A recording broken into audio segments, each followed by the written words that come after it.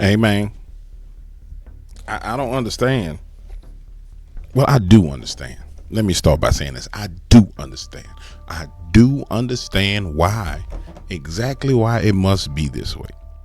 Because you see, ladies, and I'm going to keep it real with you. I said it 1,000 times. The liberal thought process, the emotional thought process of being in your feelings about things as it pertains to politics, unfortunately, it had to be broken. I just don't like the fact that as American man, y'all got to feel unsafe in your own country, in your own city, and in your own neighborhoods. Honduran ghost charged with kidnapping a 13-year-old girl at Knife Point, Louisiana. Don't nobody know who the boy is. Don't nobody know who he is. Police don't know who he is. Don't have no information on him. So you got somebody who came to this country. There ain't no record of him. And I'm going to show you the most interesting thing about all of this. As I scroll down, I want you to ask yourself the most important question of this all. If don't nobody know who he is, number one, the police can't identify him. How in the hell does he have a vehicle that he driving around in? How in Sam hell does he have a registered vehicle to drive in? Did he steal the vehicle? Where did he get the car from?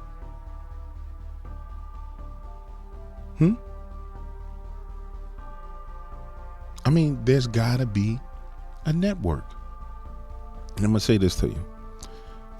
You see, this sex trafficking and child trafficking thing has been big all over the world.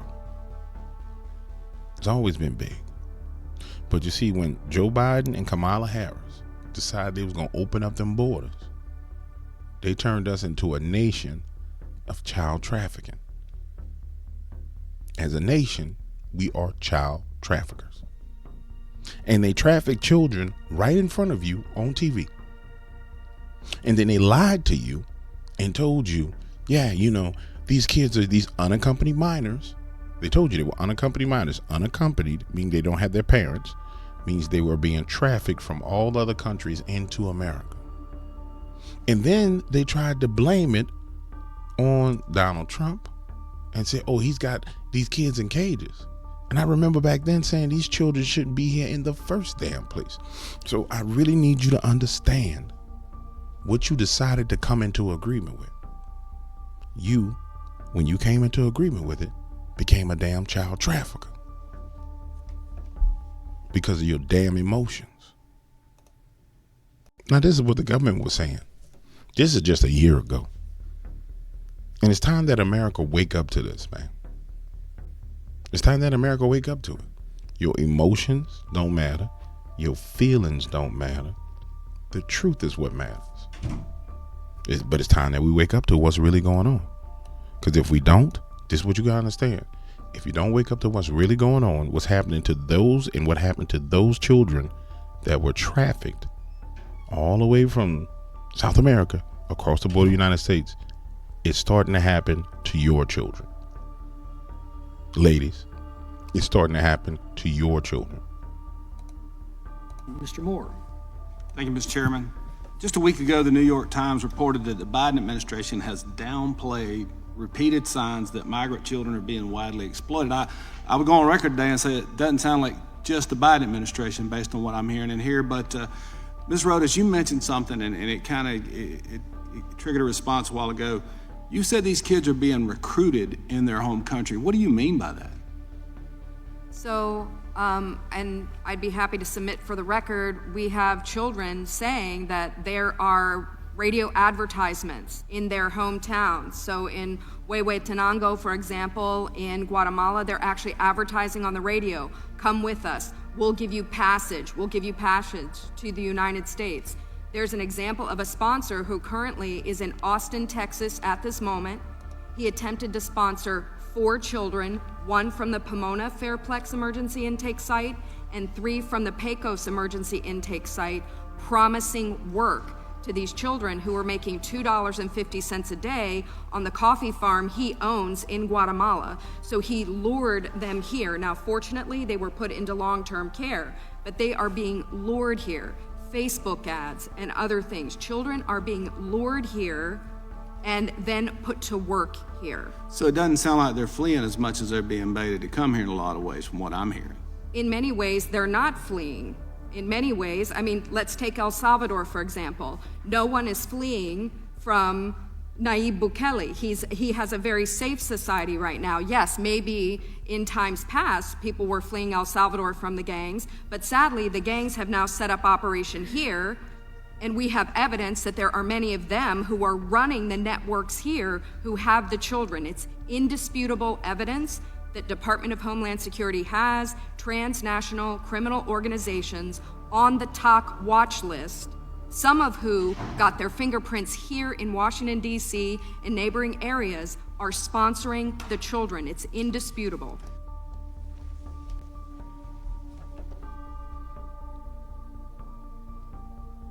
And I'm going to say this. The media portrayed this as if you, and this is why it's very important, man. It's important to understand how damn wicked the U.S. media is. Like, they are literally children of the devil. I mean, they're literally children of Satan. It's important to understand how wicked they are. They had you convinced that these unaccompanied minors needed help because they understand the emotional heartstrings of a nation. Here's what you about to freaking understand if you don't get it together. You about to understand that they have allowed in men who will rape, pillage, and destroy everything that you hold dear, everything that you love. It's going on all over the United States, and as that's happening, it's being covered up. There was a guy who pulled a gun out in school today in Alabama. Was going to do a school shooting in Alabama. Police went, fire department went. It got taken care of. Never hit the news because he is an illegal. You want to know something else? There are illegals in school with your daughters and your sons that are 21, 22 years old with your 15, 16-year-old child.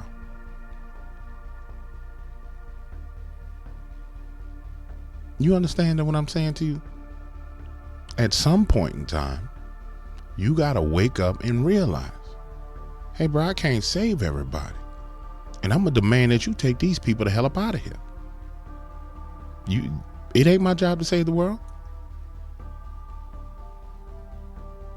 But unfortunately, I submit to you that I think we still have some people who have lessons to learn. We still got some people who got some lessons to learn. We still got people who they're going out on a Friday night, having drinks, hanging out. They don't have kids. They're real liberal in their thoughts and concepts and ideas. And quite frankly, they're just going through their life cycle. Because the older people get, the more conservative they become as they go through their life cycle. Because in the cycle of life, you're not meant to be selfish. So you're not meant to go through life and not have a family, not have a son or a daughter.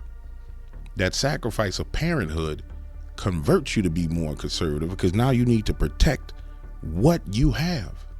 Well, if you go through your life and you never make that sacrifice, if you're a woman, you go through your life and you actually never go through that process of giving birth, having something or someone grow inside of you, it's easy for you to maintain being liberal because you made your whole life about you. And that's this contention about the cat women. When not Katy Perry, what's the girl's name? The one that everybody's talking about, that she came out and she endorsed Kamala. I'm a single cat woman. Yeah. You all about your career. You all about you. And the problem is, you can't have people who are only concerned with themselves making decisions for everybody else. because they're making a selfish decision. They're making a decision based on their emotions and what they believe, but they've never had the experiences to counter that belief, the true human experiences to counter that belief. And You mentioned too debt bondage. What do you mean when you say debt bondage, and who does the money go to? So the money goes to the trafficker who ultimately. so we got child slavery going on. So America is now a nation of child slavery. Yeah, Brings them I want to not listen to it, but you need to hear it. So we're going to listen to it. here. The New York Times actually showed, I think Hannah Dreier did an amazing expose where she actually showed the debt page of the child, how much the child had to pay for food, how much the child had to pay for rent, all of those. You know the messed up thing about this? See, this video going to get a yellow tick mark on YouTube. They're going to say, oh, this is not advertiser friendly. Things. So the administration is really, we're engaged in creating slavery. We are trafficking slaves to this country. Absolutely. There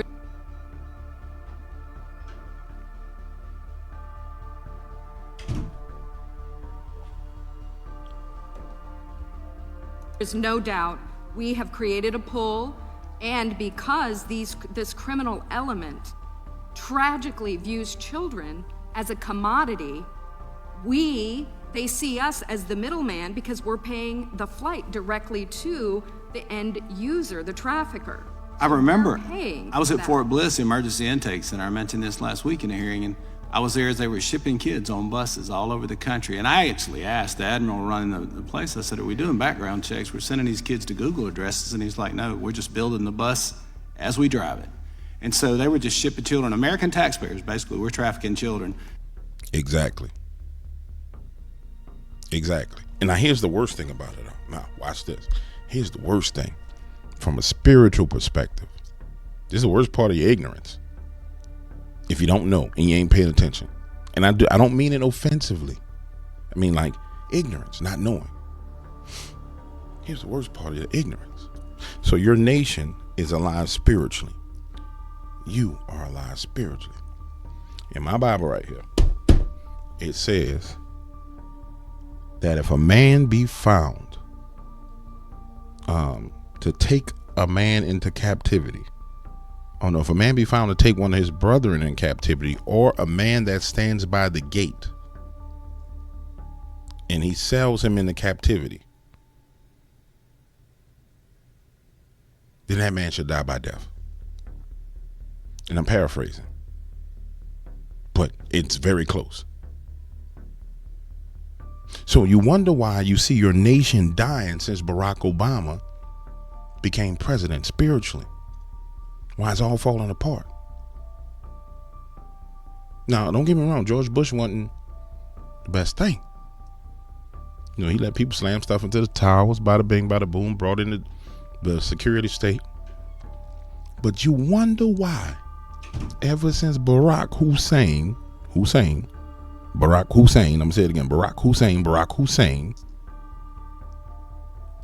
got in the office, your nation did like this. Pew! Because that's when we started really trafficking children.